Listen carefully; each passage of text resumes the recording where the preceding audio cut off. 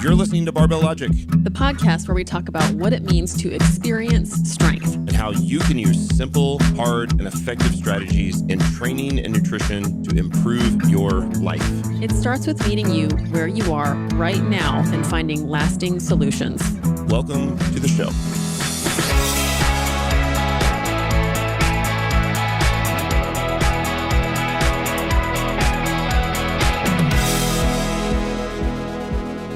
Welcome, everybody, to the Barbell Logic podcast. I'm your host, Niki Sims. I'm the CXO, Chief Experience Officer over at Barbell Logic, and an exclusive strength and nutrition coach. With me is Andrew. Hello. And in person. In person. Well, Andrew, just real quick, he's the Chief Operations Officer, the COO at Barbell Logic, also the product manager for a turnkey coach, also an exclusive strength coach and nutrition coach.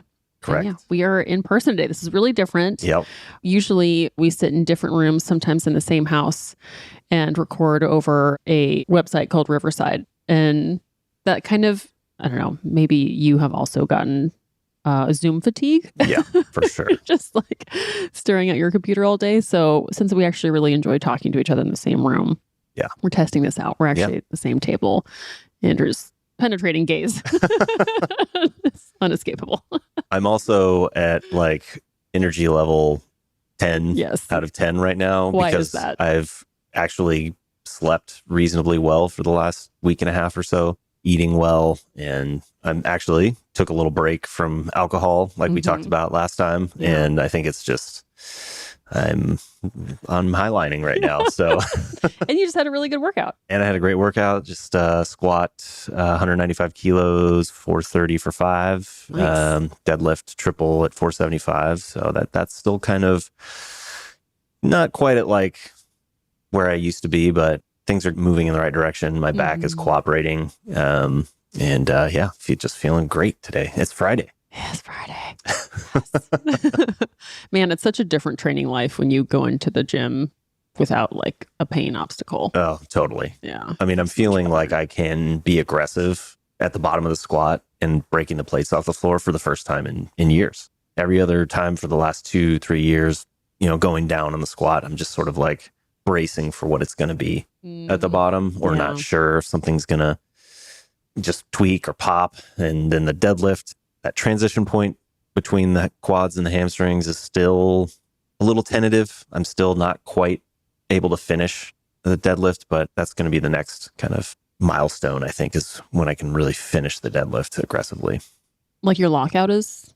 No, it's right at that transition point between using your legs to break the floor or break the plates off the floor, accelerate through the shin, kind of that just below the patella where the hamstrings and the hip extensors start kind of taking over. It puts a little bit more on the back, I think, and my low back and my hips where the legs aren't quite as dominant. That's where it starts to feel like, Interesting. But it sounds like it's coming. It's moving in the right direction. Yeah, for sure. The weight's going up. The RPE's going down. So yeah, that's a good way to look at progress. Yeah. I forget. What were we going to talk about today? No idea. We got so excited about our new setup. Yeah. Like we were just going to look at each other in person and see what happened. I don't know.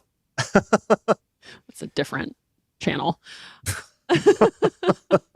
Well, we had thought about one thing that I tossed out there was kind of like there can be many different pathways to take a program, to take your training, and what it would look like, say, on like 3 different types of, maybe 6-month journeys of, okay, I'm going to compete, in the next few months, or competition's totally off the table. I want to, air quotes, just train, I don't need to hit any PRs, or maybe one where you're maybe like coming out from a setback or dealing with an injury. But they're like, those are 3 different seasons, which call for different types of training.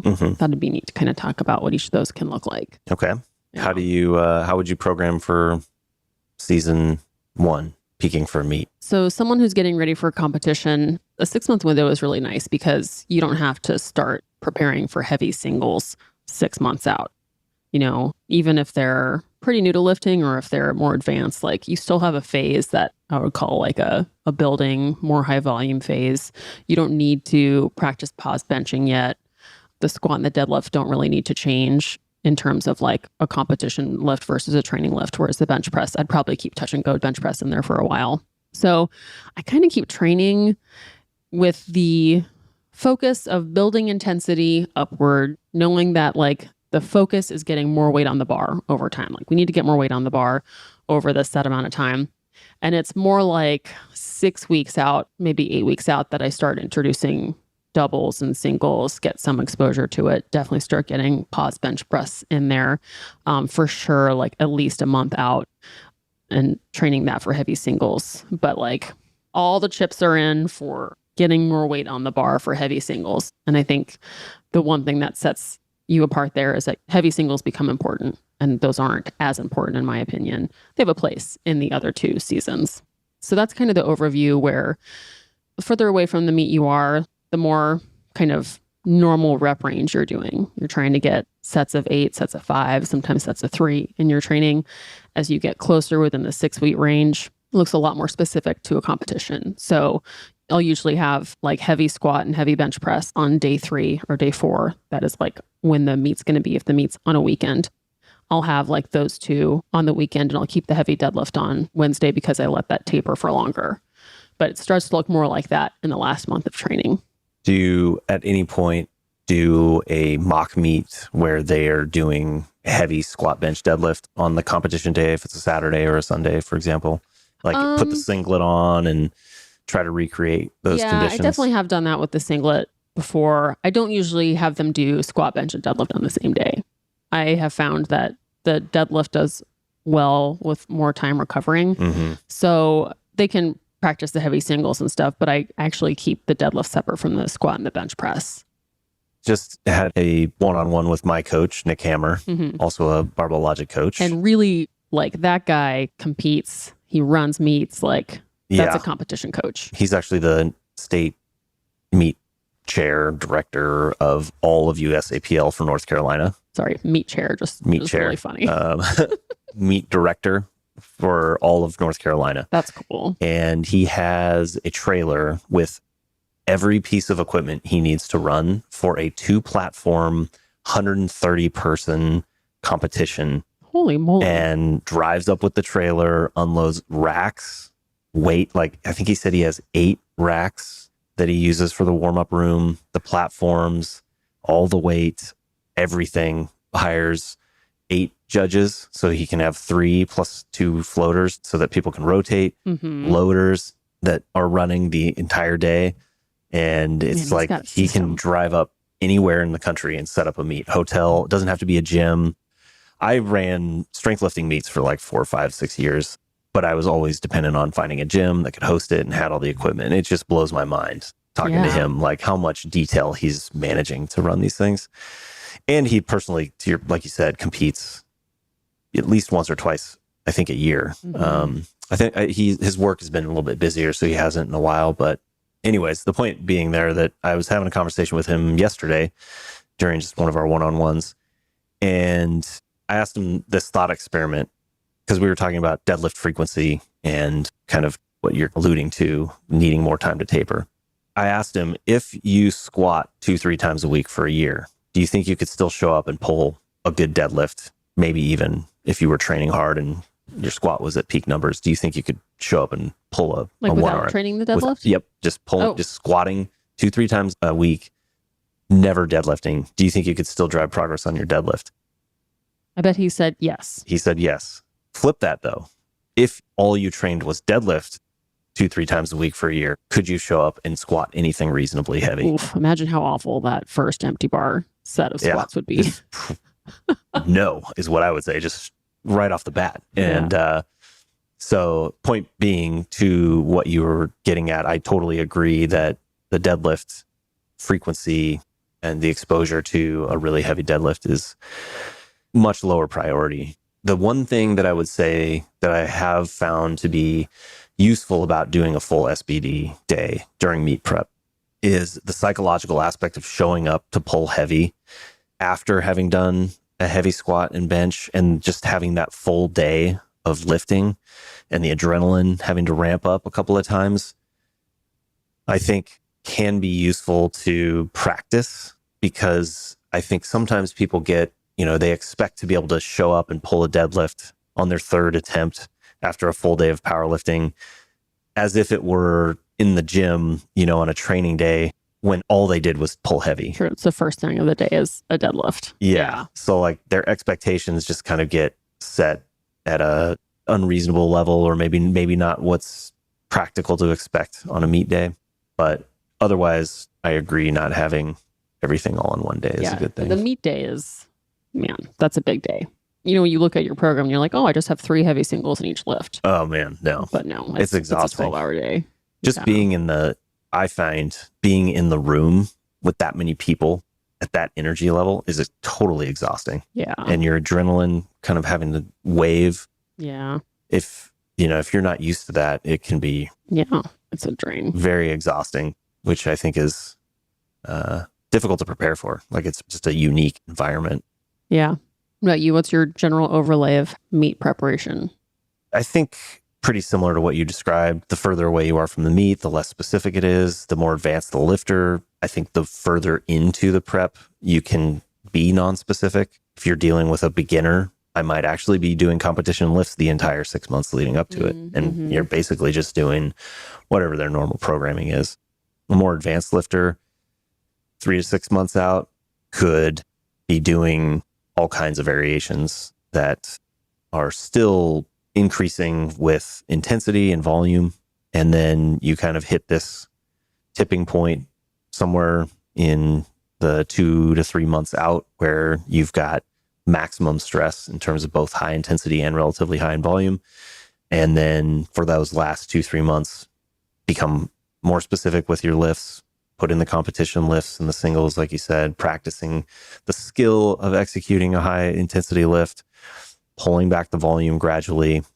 And then that's when it also, I think, starts to become more specific to the individual and understanding how different people respond to volume for the different lifts. Some people do really well with higher volume, lower intensity of one lift or the other. Some people do better with maintaining high volume. On the bench especially, I've made the mistake of tapering too quickly or too early, I should say. Each lift seems to need a little bit different degree of tapering. The bench almost seems like you got to maintain relatively high intensity. You have to have real workouts right up till that day. Yeah, almost like up till like the Monday before. Yeah. If you start taking a break, it seems like of having the weight in your hands, it's heavy. It just doesn't seem to carry over well. Whereas the deadlift, I've done the opposite. I've peaked too early, like a week or two before, and it seems like everything's great. Yeah. But then you're not pulling off enough stress. Yeah. Like a client will hit like a 3 RM, maybe even a 1 RM, small 1 RM, like a week or two before the meet. And early in my coaching would be like, yes, everything's great. But then now I realize that's usually not a good sign. Yeah. There's more like definitely a lot of, well, let's see how this goes now, because you can't have a trial day and know that you're just going to add 5 pounds to that trial day. No. Yeah. It's different than that. There's a lot more on the line. Yeah. Squat seems to sort of be in between. And especially depending on if like the lifter, if they're stronger at their squat, like if that's their lift, they're going to, I think, deal with the most kind of physiological stress for that than the deadlift. Because I've had some lifters who's like, based on like their body type or something or an injury, like they're going to lift more weight on their squat. And then, so they might be wiped out for the rest of the day. Yeah. I think being strategic about how heavy or how much grinding you want to do on your squat is definitely something to keep in mind. Because I've had somebody get excited about the lift in isolation, go for an all-out grinder on the squat, and then they're just done for the rest of the day. Yeah, no matter how many Sour Patch Kids or Celsius you drink. Or shots of whiskey you take for the deadlift. Just get tired. But I think that's a strong argument for keeping conditioning in your training in that 6 to 8 months. We haven't really, or 6 months out. I don't think we really talked about that, but I think that a strong argument for keeping your conditioning up is that you need to be able to recover in a relatively short period of time and prepare for the next lift. So have to noodle on that one. Certainly, just like with the volume on the other lifts, you need to pull back on that. But I think having some of that zone 2 kind of conditioning involved in your program for that last 3 to 6 months and leading up to that even, I think is worthwhile. So totally different than someone who says to you, I don't want to compete. I just want to keep training and it'd be cool if my numbers went up, but I'm not interested in competing. Would you say that's where your program is right now? Yes. So how is that? How are you approaching that for your training? Well, the format then becomes more, and I have to say, mine's so different because I'm doing one barbell lift. The rest are like a belt squat, leg press, machines, accessory stuff. For following that goal and not doing the barbell, I want to go in and be able to work hard, to not hurt whatever it seems to be nagging me, and be able to tell that I'm building muscle. And what that entails is, for me right now, it's 2 upper body days, 2 lower body days. I've decided to do a split just because. Would you say that's different? Jumping back to our first example, would you do something similar, or are you pointing that out because it's different than what you would do for the peak? No, I think I Still an upper lower split. could do that. Closer to the meet, I would probably go with I might even move to a 3-day training week from a 4-day training week. Mm-hmm. Yeah. Peeling back into volume. Mm-hmm. Yeah. But with this one, like, the important thing when you're training, because you want to enjoy training, you make it work for your schedule. I love training, so I wanted to train 4 days a week. And, I want to go in and know that I'm working hard, I'm building muscle, I'm not losing everything that I've gained, which, there are trade-offs there, but it's more like getting into a series of movements and a schedule and a time frame for the workout where I just get to go in and do a lot of reps and feel like I've worked really hard. And then over time, gradually see that I still look jacked and maybe even have gotten some more muscle. It's not objective unless I'm like measuring body parts. It's definitely a bit more subjective. But I probably make that a bit different with barbell training. Like, the weight on the bar it's less of a driver and becomes more of like an indicator of fatigue, where it's like, okay, if we're still training and your numbers on everything are going down, we might be doing too much or maybe not enough. But usually I've learned so much more now that less tends to be more. So if we keep going, and I'm just so indoctrinated that more weight on the bar equals good, that I can't help but always have that in the back of my head. Right. Or just pay attention to the PRs on the summary. Right. So that becomes less of, whatever we have to do to get, 3 RMs and 5 RMs, and more of like, well, how's your form looking? Mm-hmm. How's your bar speed looking? How's your body feeling? Do you feel like you can do more? Do you feel like you're getting buried? Do you hate these movements? Becomes a lot more of, let's keep you doing big bang for your buck movements. And you have hit some objective PRs recently, right? Yes. Speaking of measuring body parts, I mean, you have talked about your goal of making your butt bigger. To make my butt bigger, and I did. What is your objective measurement just PR? Measured my butt in at 41 inches, and my waist did not grow as much as my butt did. Congratulations. So I think that's big.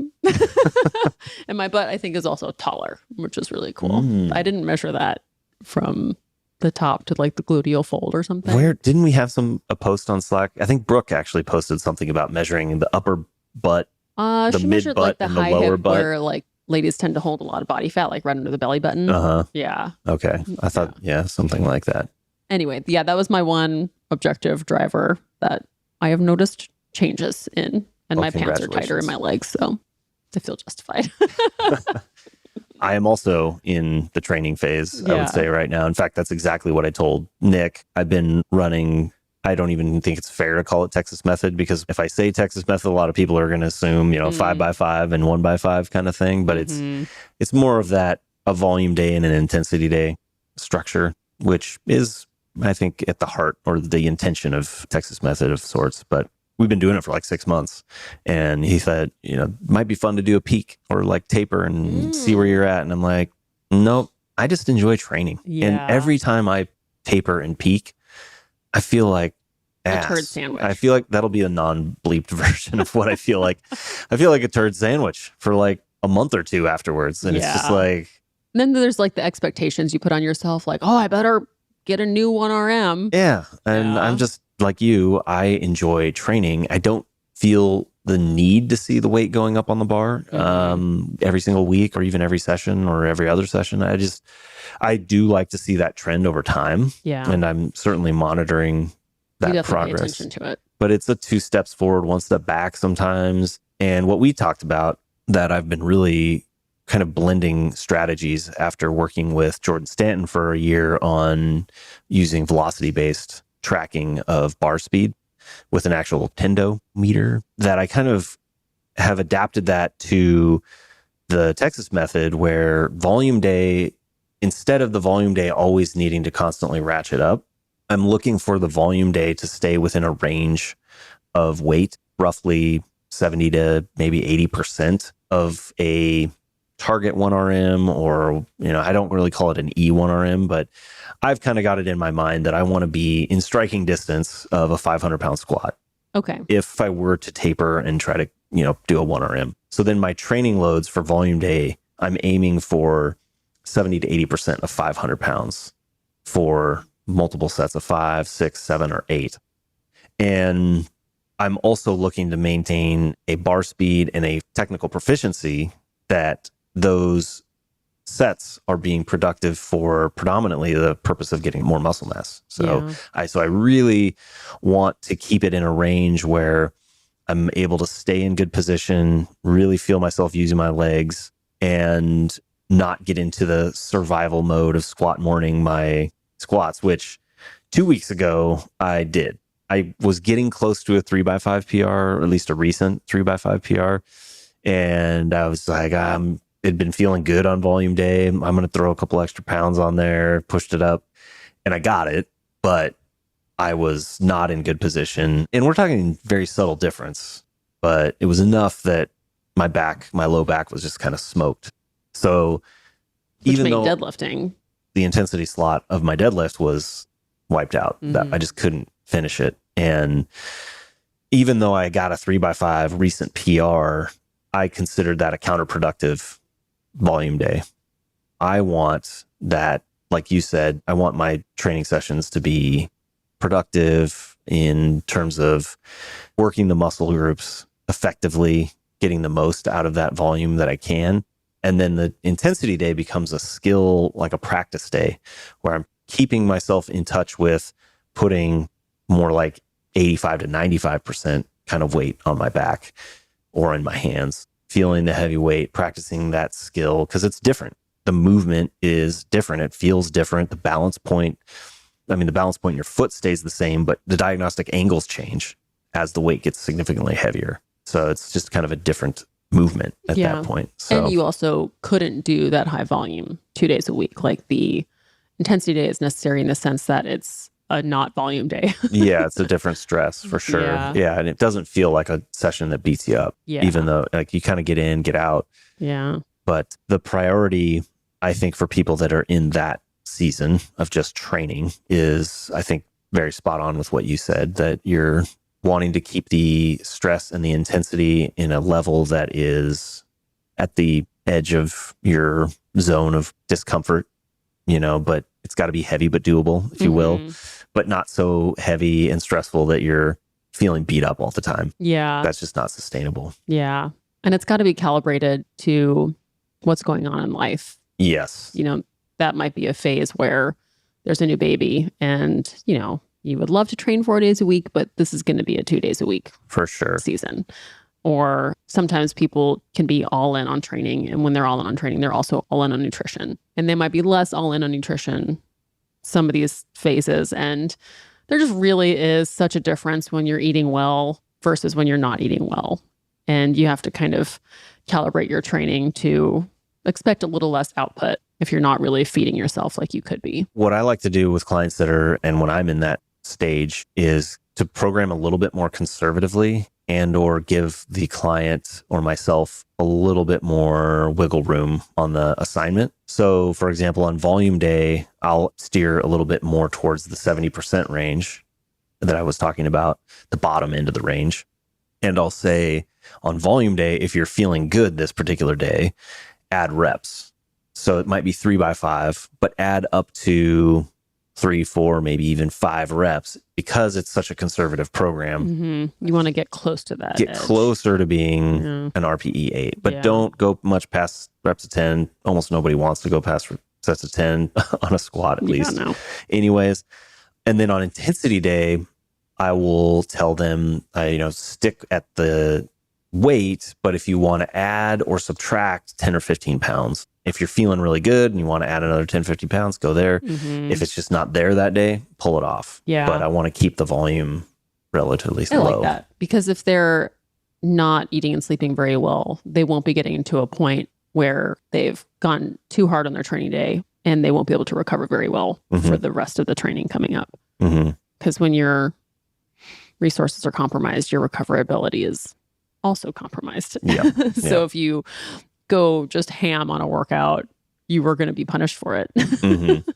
But I like the parameters you set there, because you still get to play with what you have available that day. You know, maybe you did get a good stretch of sleep. Yeah, and sometimes it feels good. I'm going to do more and you'll be okay. Right. Yeah.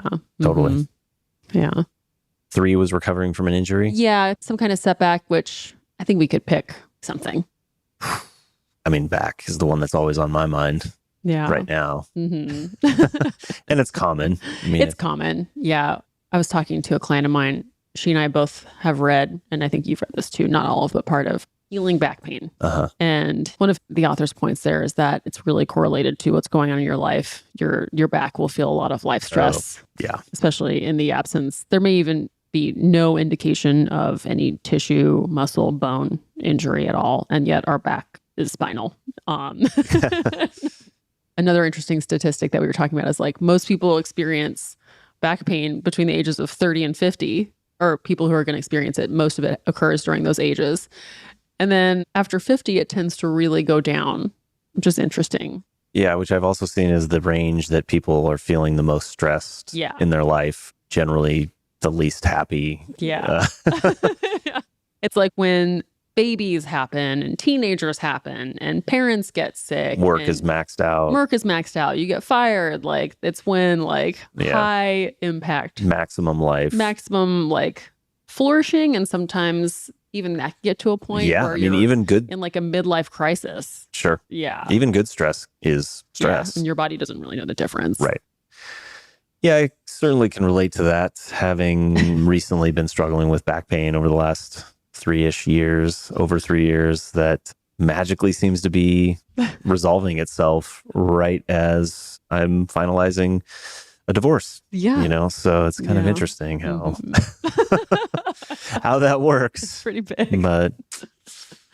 But yeah, and that's why it's, I think, important for us to talk about, because that's in the stage of life where a lot of our clients happen to be as well. And it just comes up when you have a back, it happens. Like it's living and having a spine. I think it occurs, and especially trying to be active.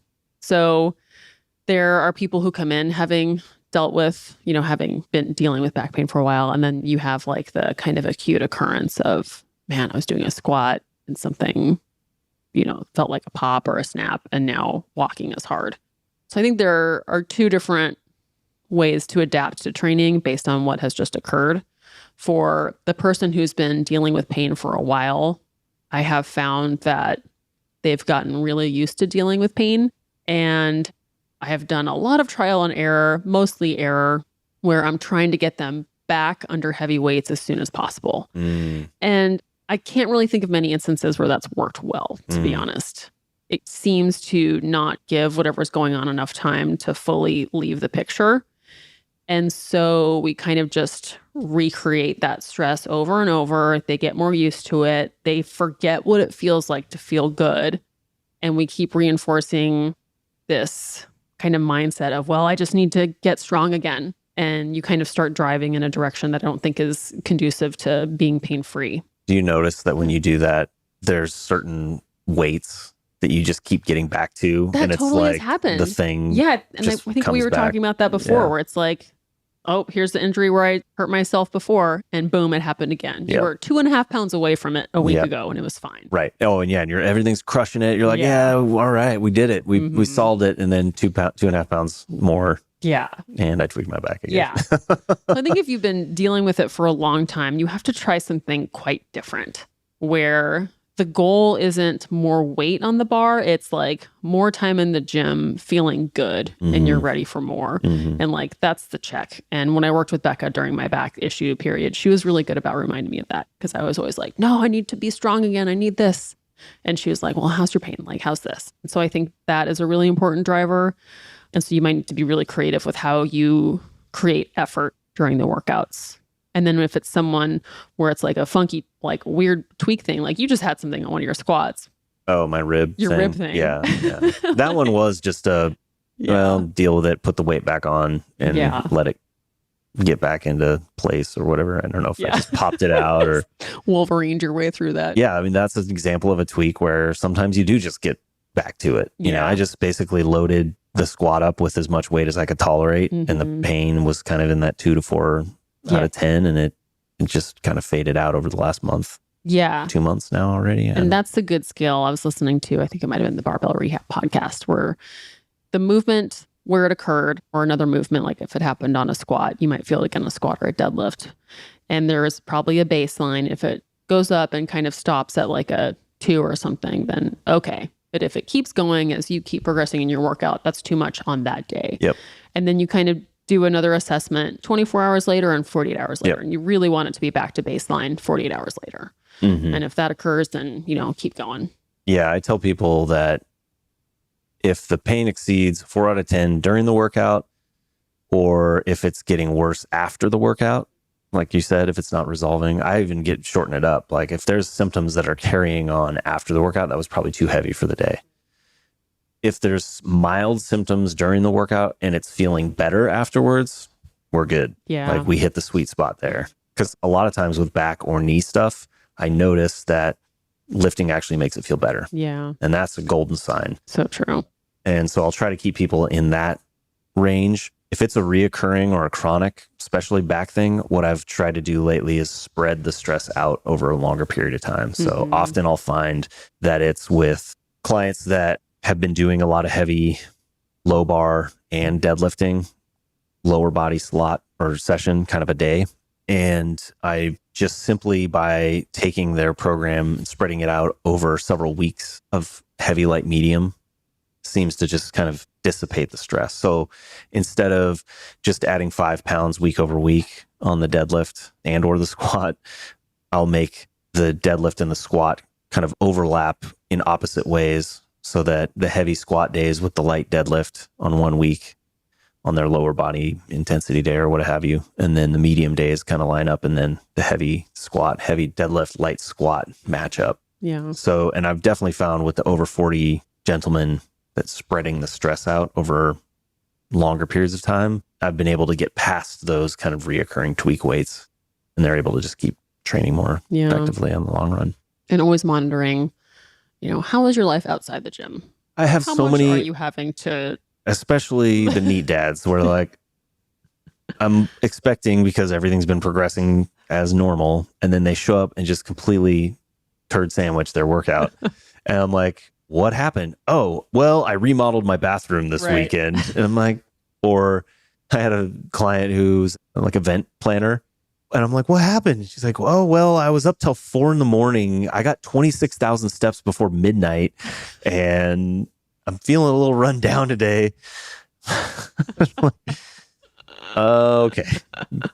So some clients are a little bit better about giving you a heads up, and others just expect to be able to like plow through that. But this reminds me, my friend told me this funny kind of comparison. She was comparing it between men's brains and women's brains, but I don't think I would generalize it to that extent. But she compared some brains to waffle brains and other brains to pancake brains. So waffle brains, you put a little butter and syrup in this compartment. Okay. Don't put it in the other one. Put it here. Okay. Like this little compartment is lifting. I this always little compartment is training. prefer to syrup. When I had Eggo waffles back in the day, always make sure syrup fills every square. Yeah. Smart. And then the pancake brain, everything's everywhere all the time. So like that's a waffle brain thing where it's just like, well, my life is completely maxed out and there's no way it'll affect the training compartment of my waffle. Oh, gotcha. It's just They're compartmentalized. just very compartmentalized. Yeah. Okay. Whereas the pancake brain is just like, yep, it's all on top of me right now. But yeah, you kind of, it can take a while to learn how life can impact your training and how training can impact your life in both positive and negative ways. So my thought there was like, if you are adapting your life around this nagging injury, like, the tripod where you lean down to pick something up and you're like, oh, let me put my elbow on my thigh here, or just like, that's I thought that's normal, right? It feels like it. There always need to be 3 points of contact once you're over 40. Putting your lifting belt on to sneeze and like sleeping funny. Like, it might just start letting that kind of seep into your life without realizing it and being like, you gotta draw the line somewhere and be like, no, this isn't acceptable anymore. But yeah, 3 different tracks.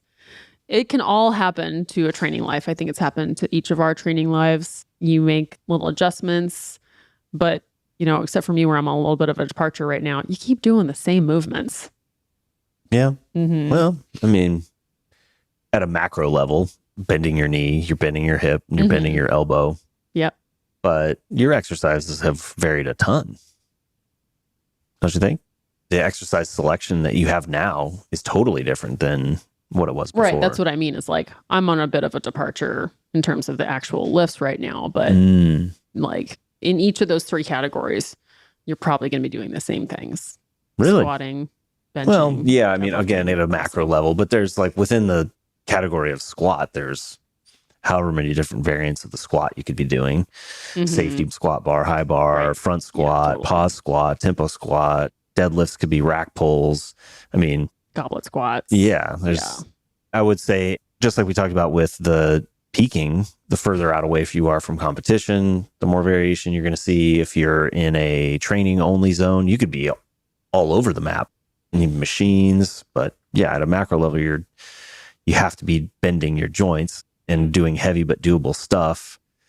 But I think that's one of the things that, again, not so subtle plug, a coach can do for you is help you figure out, or have experience with a broader set of exercises and variations that you could try mixing in. Yeah. Because sometimes just doing a different exercise can help address some of those things. Like for me personally right now with training, I have been just this week experimenting with squat variations that have less load on my low back so that my low back's a little bit more fresh going into the intensity day.